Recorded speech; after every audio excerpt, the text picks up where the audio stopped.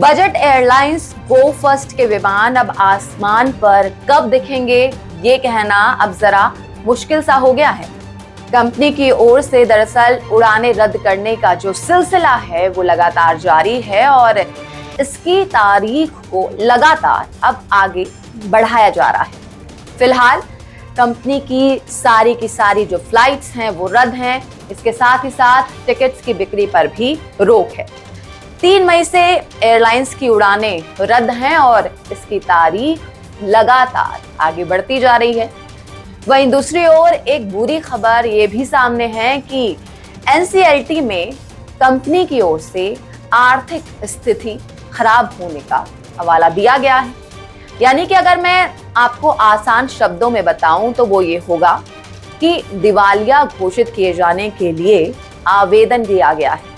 Airline ने अपनी याचिका में ये कहा था कि वो भारी नकदी संकट का सामना कर रही है, मतलब बैलेंस जीरो की तरफ बढ़ता जा रहा है।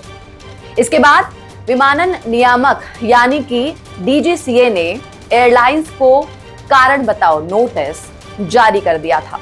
गो फर्स्ट एयरलाइंस ने सबसे पहले 3 से 5 मई तक के लिए अपनी सभी उड़ानों को रद्द किया था, फिर 9 मई को और उसके बाद 12 मई। उसके बाद बार बार जो तारीखें हैं वो बढ़ती जा रही हैं।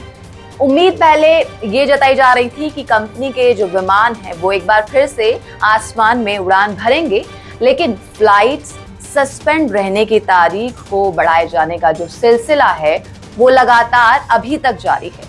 गो फर्स्ट के सीईओ कौशिक खोना ने एयरलाइंस के कर्मचारियों को ये भरोसा जरूर दिलाया है कि उनके अप्रैल महीने का जो सैलरी है वो उनको बहुत जल्द मिल जाएगी और इसके बाद ही जो उड़ानें हैं वो शुरू होंगी। लेकिन अब सवाल यहाँ पर एक ये भी है कि ऐसी नौबत आखिर इस कंपनी के सामने आई तो आई क्यों? तो चलिए इसे जरा थोड़ी अच्छी तरह से समझ लेते हैं। सबसे पहले तो एनसीएलटी में दायर याचिका में ये बताया गया है कि कंपनी पर 6,527 करोड़ रुपए का कर्ज हो चुका है। दूसरा, कंपनी को इंजन मुहैया कराने वाली अमेरिकी company Pratt and Whitney supply बंद कर चुकी है। तीसरा, गो फर्स्ट के विमान ग्राउंडेड होने के चलते कंपनी के सामने फिलहाल भयंकर नकदी का संकट है वो खड़ा हो गया है। और चौथा, एयरलाइंस की बाजार में जो हिस्सेदारी है वो घटी है। मई 2022 में 11.1% से घटकर ये अब 6% के करीब रह गई है।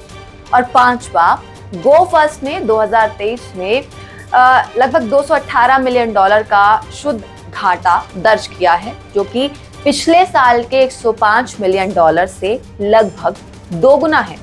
2022 में कंपनी को पहली बार संकट का सामना करना पड़ा था और 2022 में कंपनी को पहली बार संकट का सामना करना पड़ा था।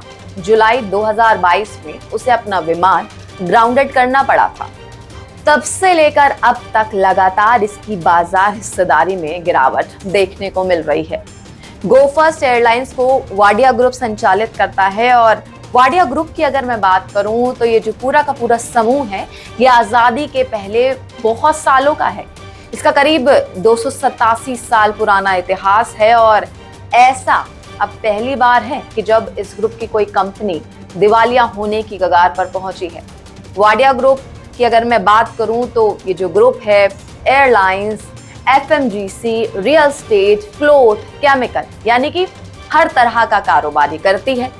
साल 2005 में वाडिया ग्रुप ने एयरलाइंस के बाजार में एंट्री मारी थी और अब 2023 में ऐसा लग रहा है कि इसकी एग्जिट का वक्त भी आ गया है। क्या कहना है आपका गो फर्स्ट एयरलाइंस को लेकर? आपकी राय मुझे कमेंट बॉक्स में जरूर बताएं।